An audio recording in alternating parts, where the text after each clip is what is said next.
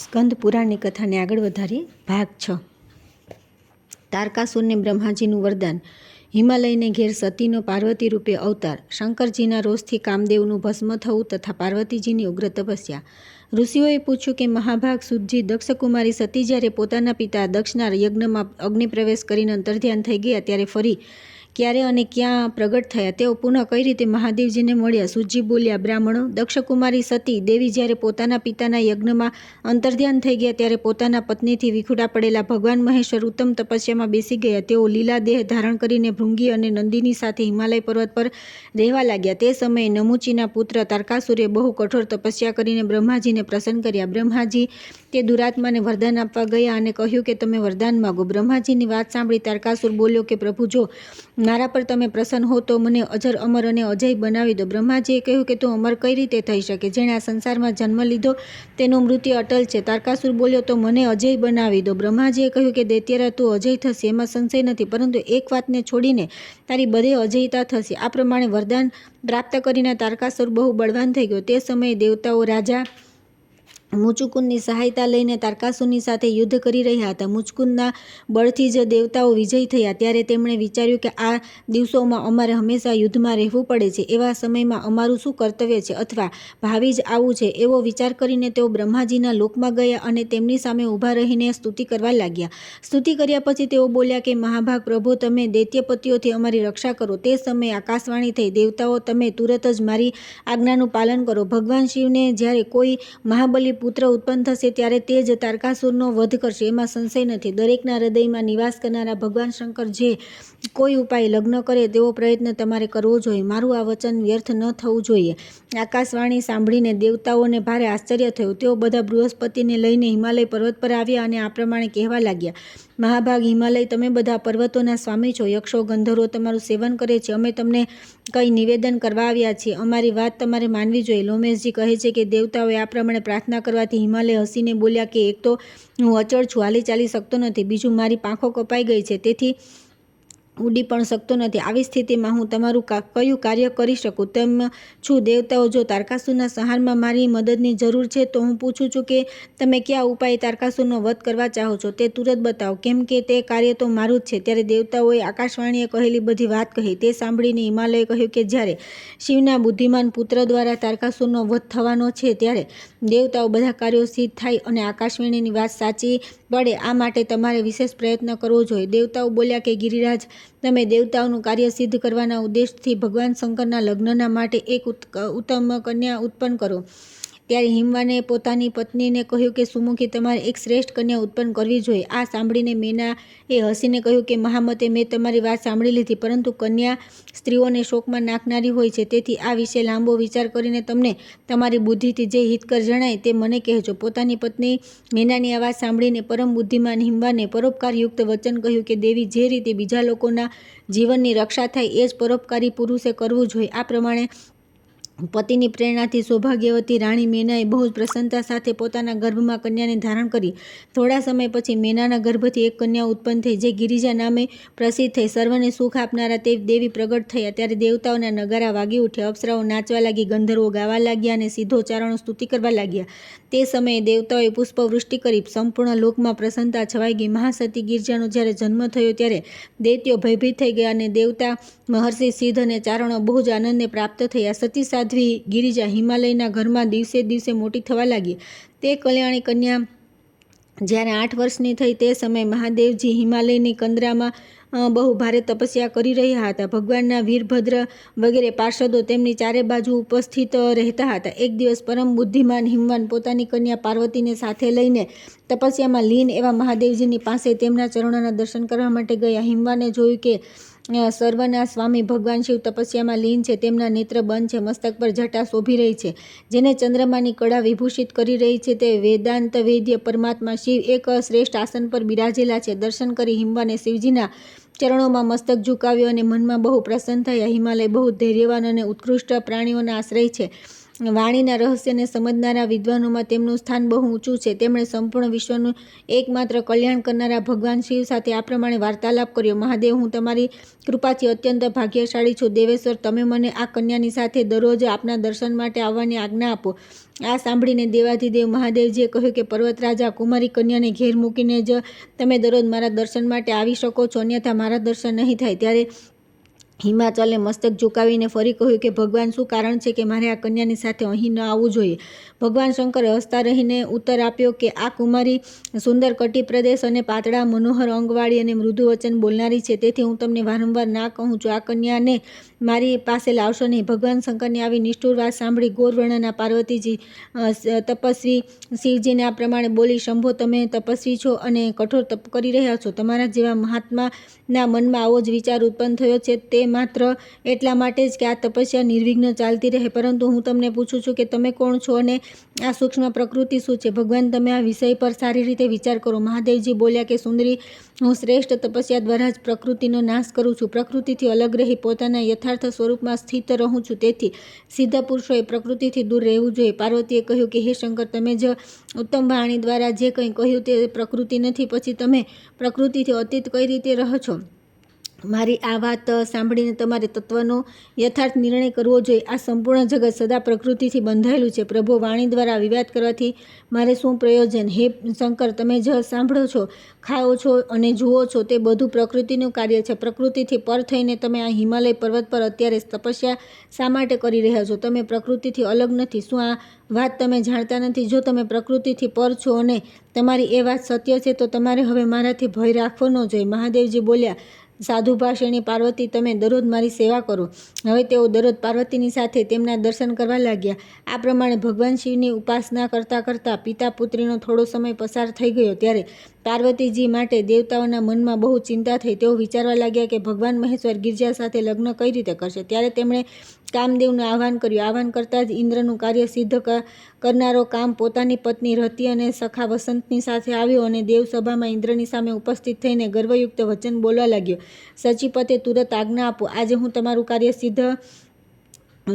કાર્ય સિદ્ધ કરું. મને માત્ર સ્મરવાથી જ કેટલાય તપસ્વીઓના પોતાની મર્યાદાથી ભ્રષ્ટ થઈ ચૂક્યા છે. હે ઇન્દ્ર, મારા બળ પરાક્રમને તમે સારી રીતે જાણો છો. શક્તિનંદ પરાશરને પણ મારા પરાક્રમનું જ્ઞાન છે.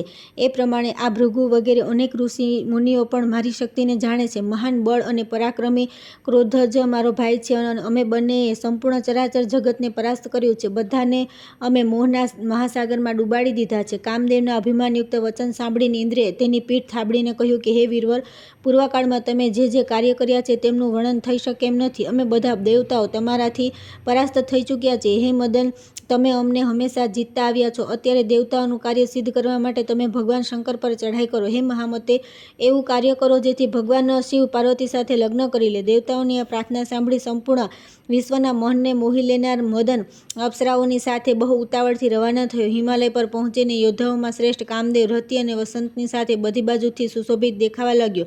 તેના મનમાં પિનાક પાણી ભગવાન શંકર પર વિજય પ્રાપ્ત કરવાની અભિલાષા જાગી ઉઠી. રંભા, ઉર્વશી, પુંજક, સ્થલા, સુકેશી, મિત્રકેશી, સુંદરી, તિલોત્તમા તથા એમના જેવી જ બીજી અપ્સરાઓ ત્યાં કામદેવના કાર્યમાં સહાયતા આપવા માટે ત્યાં આવી. ત્યાંનું આકાશ ઓચિંતું કોકિલાઓથી છવાઈ ગયું. અશોક, ચંપો, આંબો, જુહી, કદમ, નીપ, ચિરોંજી, ફણસ, અમલતાસ, ચમેલી, અંગુરની વેલો તથા અનેક પ્રકારના નાગકેસરના વૃક્ષો લીલાછમ અને ફળફૂલથી સમૃદ્ધ દેખાવા લાગ્યા. એ જ સમયે ધનુર્ધર કામદેવે દેવદાર વૃક્ષની છાયામાં બેસીને પોતાના ધનુષ પર 5 બાણ ચઢાવ્યા અને ભગવાન શંકર સામે જોયું. તેઓ શ્રેષ્ઠ આસન પર બેસીને તપસ્યામાં લીન હતા. તેમની જટામાં ગંગાજી બિરાજમાન હતા. ચંદ્રમાં તેમના મસ્તકની શોભા વધારી રહ્યો હતો. તેમના શ્રી અંગોની કાંતિ કપૂર જેવી ગોર હતી. તપસ્યામાં તત્પર થઈ રુદ્રાક્ષની માળા અને લલાટમાં ભસ્મથી તેઓ બહુ શોભી રહ્યા હતા. વસંત સહિત કામદેવે જ્યારે મહાદેવજીને પોતાના બાણથી વિંધવાની ઈચ્છા કરી તે સમયે પરમ મંગળમય ગિરજા પોતાની સખીઓની સાથે પૂજન કરવા માટે ભગવાન સદાશિવની પાસે આવ્યા. તેઓ ચંદ્રમાના કિરણો જેવા સુંદર હતા. તેમને ભગવાન નીલકંઠના કંઠમાં ધતુરાના ફૂલોની માળા પહેરાવી દીધી અને સુંદર મુખારવિંદથી સુશોભિત ત્રિનેત્રધારી ભગવાન શિવની શોભા નિહાળવા લાગ્યા. એ દરમિયાન વસંતની સહાયતા પ્રાપ્ત કામદેવે સંમોહક નામક બાણથી ભગવાન મહેશ્વરને વિંધી નાખ્યા. બાણનો પ્રહાર થતાં શંકરજીએ ધીરેથી નેત્ર ખોલીને પાર્વતીજી તરફ જોયું. જેઓ સંપૂર્ણ મંગળોનું પણ મંગળ કરનારા એકમાત્ર દેવી છે. લોકપાવની ગિરિરાજ નંદીની તરફ દ્રષ્ટિપાત કરતાં જ કામદેવે તેમને વ્યાકુળ કરી દીધા. તેઓ પાર્વતીને જોઈને જ મોહિત થઈ ગયા. પછી એકદમ પોતાની સ્થિતિનું ધ્યાન આવતા જ ભગવાન શિવના નેત્ર આશ્ચર્યથી ખીલી ઉઠ્યા. તેમણે મનમાં જ ખેદ પ્રગટ કરતાં કહ્યું કે હું સ્વતંત્ર છું, નિર્વિકાર છું, છતાં આજે આ પાર્વતીને જોઈને મોહિત કેમ થઈ ગયો? ક્યાંથી, કોણે, શેના દ્વારા મારું આ પ્રિય કાર્ય કર્યું છે? ત્યાર પછી શંકરજીએ ચારે બાજુ જોયું. તે સમયે દક્ષિણ દિશામાં કામદેવ દેખાયો, જે હાથમાં ધનુષ લઈ ભગવાન શંકર પર પ્રહાર કરવા તૈયાર હતો. તેણે ધનુષ ખેંચી મંડાકાર કરી રાખ્યો હતો અને ફરી બાણ ચઢાવવાની શિવજીને વિંધવા ચાહતો હતો. ત્યાં તો ભગવાન શિવની ક્રોધપૂર્ણ દ્રષ્ટિ તેના પર પડી. ભગવાને ત્રીજું નેત્ર ખોલી તેની સામે જોયું. દ્રષ્ટિ પડતાં જ કામદેવ અગ્નિની જ્વાળાઓમાં ઘેરાઈ ગયો અને ભસ્મ થતો જોઈને દેવતાઓ હાહાકાર કરવા લાગ્યા. દેવતાઓ બોલ્યા કે હે દેવાધિદેવ, હે મહાદેવ, તમે દેવતાઓને વરદાન આપો. અમે ગિરિરાજકુમારી પાર્વતીની સહાયતા માટે કામદેવને અહીં મોકલ્યો હતો. તમે મહાતેજસ્વી કામદેવને વ્યર્થ જ બાળી નાખ્યો. હે વિશ્વના એકમાત્ર બંધુ ભગવાન શિવ, તમારે પોતાના ઉત્કૃષ્ટ તેજથી દેવતાઓનું કાર્ય સિદ્ધ કરવું જોઈએ. હે શંભો, તમારા દ્વારા જ પાર્વતીના ગર્ભથી જે પુત્ર ઉત્પન્ન થશે તેનાથી અમારું સર્વ કાર્ય સિદ્ધ થશે. હે મહાદેવ, તારકાસુરે અમને બહુ સતાવ્યો છે. તેના ભયથી અમારી રક્ષા કરવા માટે આ કામદેવને જીવનદાન આપો. તમે પાર્વતીનું પાણી ગ્રહણ કરો. હે મહાભાગ, દેવતાઓનું કાર્ય સિદ્ધ કરવામાં તમે પોતાની શક્તિ લગાવો. ગજાસુરથી તમે જ અમારો ઉદ્ધાર કરો. કાલકૂટ વિસ્તિત પણ તમે અમારી રક્ષા કરી છે.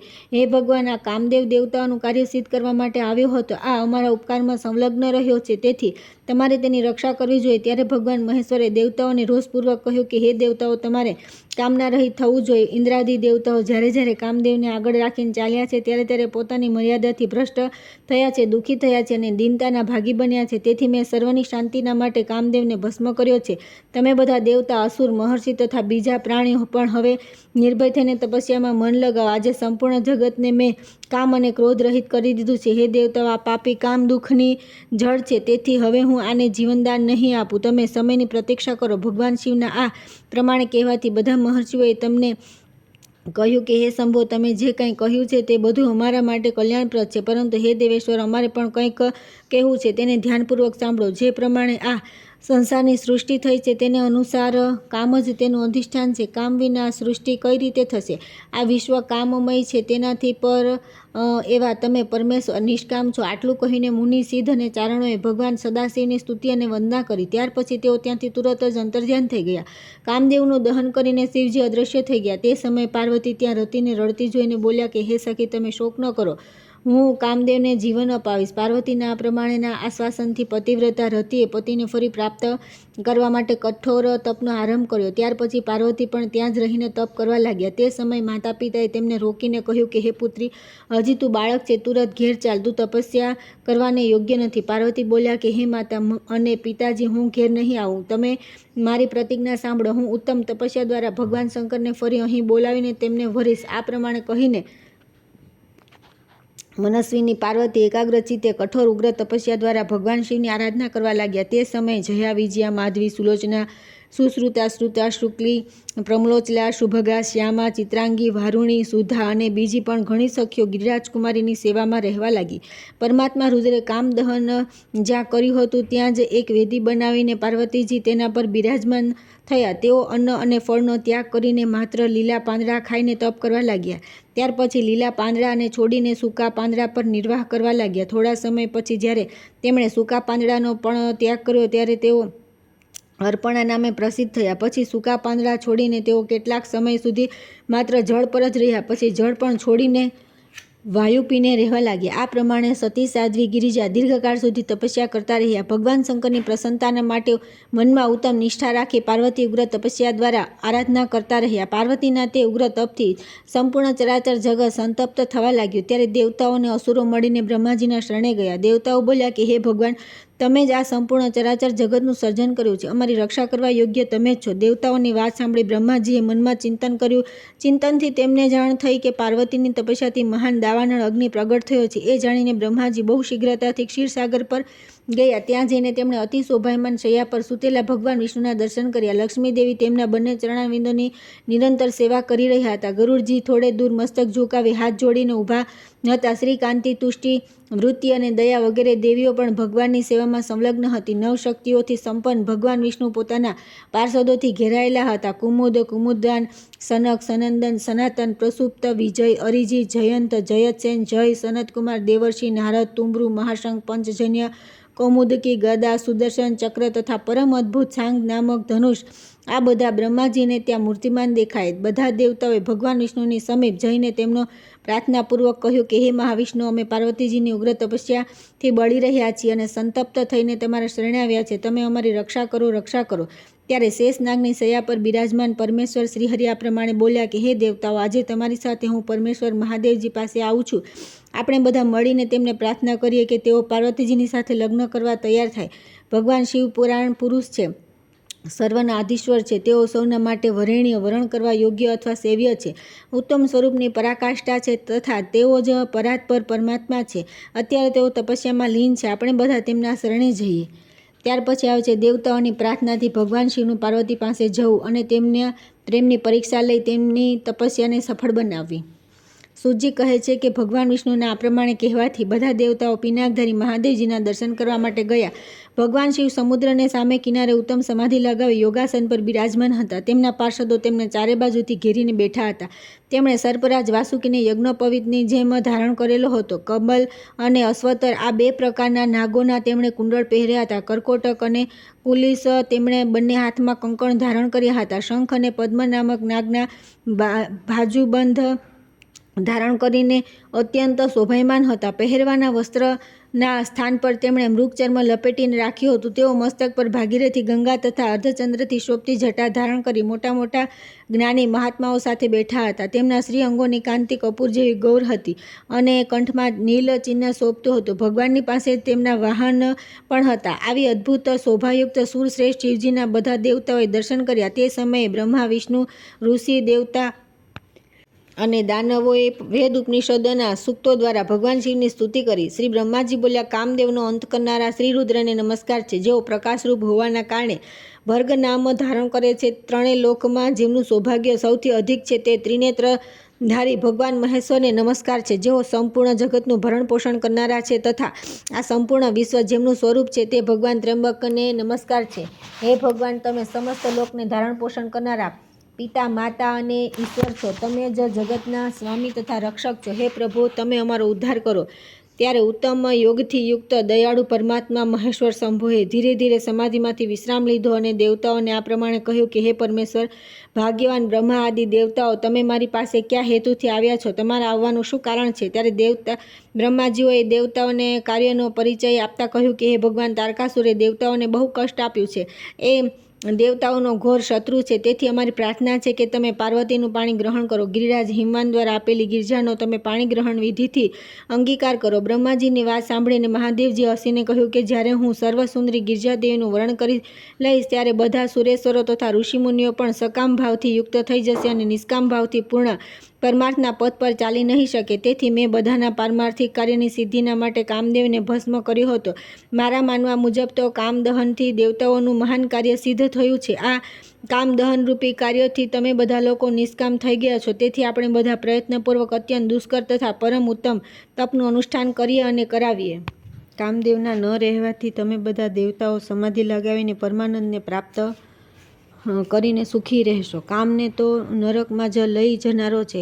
તેનાથી ક્રોધનો જન્મ થાય છે. ક્રોધથી સમોહ થાય છે અને સમોહથી મનુષ્ય જલ્દી બ્રહ્મા પડી જાય છે. તેથી બધા શ્રેષ્ઠ દેવતા કામ ક્રોધનો પરિત્યાગ કરી શાસ્ત્રો અને સંતોના સદુપયોગનો માનો અને તે અનુસાર જીવન બનાવો. વૃષભધ્વજ ભગવાન મહાદેવે આ પ્રમાણે ઉત્તમ વાતો કહી દેવતાઓને ઋષિમુનિઓને સારી રીતે સમજાવ્યા. ત્યાર પછી તેઓ ફરી ધ્યાન લગાવીને મૌન થઈ ગયા. ત્યારે બધા દેવતાઓ પણ પોતપોતાના સ્થાને ચાલ્યા ગયા. પછી શિવજીએ બુદ્ધિ દ્વારા મનને એકાગ્ર કરી પોતાના સ્વરૂપનું આ પ્રમાણે ચિંતન કર્યું, જે પરથી પણ અત્યંત પર સ્વયં પોતાનામાં સ્થિત, મળ વગેરે દોષોથી રહિત, વિઘ્ન બાધાઓ રહિત, નિરંજન, નિર્લિપ્ત તથા નિરાભાસ, મિથ્યા જ્ઞાનથી રહિત છે, જેના વિષયમાં વિવેક વિદ્વાનો પણ મોહિત થઈ જાય છે, જ્યાં સૂર્ય, ચંદ્રમા, અગ્નિ અથવા નક્ષત્ર વગેરે બીજી કોઈ જ્યોતિનો પ્રકાશ નથી, જ્યાં વાયુની ગતિ પણ કુંઠિત થઈ જાય છે, જે વિચાર દ્રષ્ટિથી પણ માત્ર સદવસ્તુ છે, સૂક્ષ્મમાં સૂક્ષ્મ વસ્તુથી પણ પર છે, જેનું કોઈ નામ કે સંકેત નથી, જે ચિંતનનો વિષય નથી, જેમાં વિકારનો સર્વથા અભાવ છે, જે રોગ અને શોકથી સર્વથા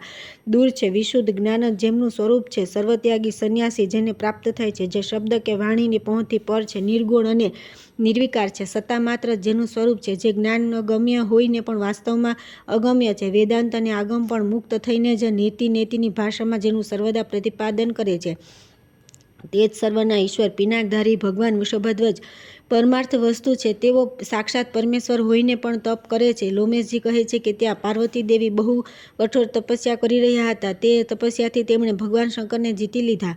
દેવીની તપસ્યાથી હાર માનીને ભગવાન શિવ સમાધિમાંથી બહાર આવીને તુરત તે સ્થાન પર ગયા જ્યાં પાર્વતી તપ કરતા હતા. ત્યાં જઈને તેમણે જોયું કે દેવી ગિરજા સખીઓથી ઘેરાયેલા વેદી પર બેઠા છે અને ચંદ્રમાની કળાની જેમ પ્રકાશિત થઈ રહ્યા છે. મહાદેવજીએ તેમને જોઈને તત્કાળ બ્રહ્મચારીનો વેશ ધારણ કરી લીધો અને તે જ સ્વરૂપે સખીઓની મંડળીમાં જઈને પૂછ્યું કે હે સખીઓ, આ સર્વાંગ સુંદર કન્યા પોતાની સખીઓની વચ્ચે કેમ બેઠી છે? આ કોણ છે? કોની પુત્રી છે? ક્યાંથી આવી છે? અને શા માટે તપસ્યા કરી રહી છે? ત્યારે જ્યાંએ જવાબ આપ્યો કે બ્રહ્મચારીજી આ ગિરિરાજ હિમાચલની પુત્રી છે અને તપસ્યા દ્વારા ભગવાન રુદ્રને પતિરૂપે પ્રાપ્ત કરવા ઈચ્છે છે. જયાની વાત સાંભળીને વટુ રૂપધારી શિવ ખડખડાટ હસીને બોલ્યા કે હે સખીઓ, આ પાર્વતી ભોળી છે અને પોતાનું હિત અહિતનું કોઈ જ્ઞાન નથી. ભલા રુદ્રની પ્રાપ્તિ માટે તપસ્યા કરવાની શી જરૂર છે? અરે રુદ્ર તો અમંગળરૂપ છે, હાથમાં ખોપડી રાખે છે, સ્મશાનમાં નિવાસ કરે છે.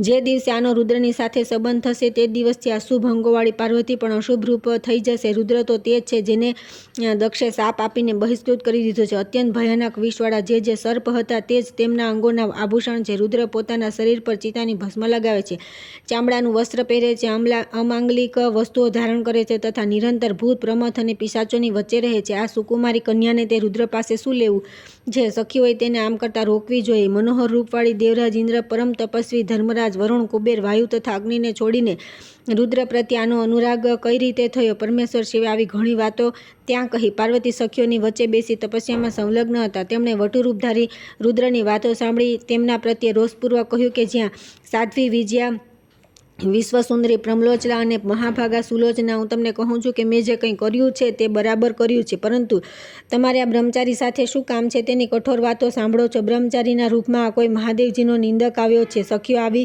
વ્યક્તિ સાથે આપણે શું પ્રયોજન? જે મહાત્માઓની નિંદા કરનારા પાપી, કૃતજ્ઞ, વેદ દૂષક, વેદભ્રષ્ટ અને મર્યાદા રહિત છે તેવા લોકો સાથે બુદ્ધિમાન લોકોએ વાર્તાલાપ ન કરવો જોઈએ. શ્રેષ્ઠ પુરુષોની નિંદા સાંભળીને જે તુરત ત્યાંથી ઉઠીને બીજી જગ્યાએ ચાલ્યા જતા નથી તે પ્રતિષ્ઠાહીન લોકો પાપના ભાગી થાય છે. ગિરજાના વચન સાંભળીને વિજયા વટુરૂપધારી રુદ્રને ગુસ્સે થઈને બોલી કે હે બ્રહ્મચારી, અહીંથી ચાલ્યા જાઓ.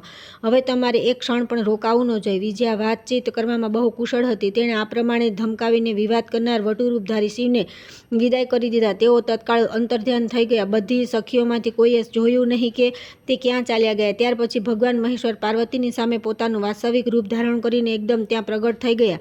ધ્યાનમાં લાગેલા પાર્વતી દેવી જ્યારે પોતાના ધ્યાનના સ્વરૂપને શોધી રહ્યા હતા તે જ સમયે તેમના હૃદય સ્થિત દેવતા બહાર દેખાવા લાગ્યા.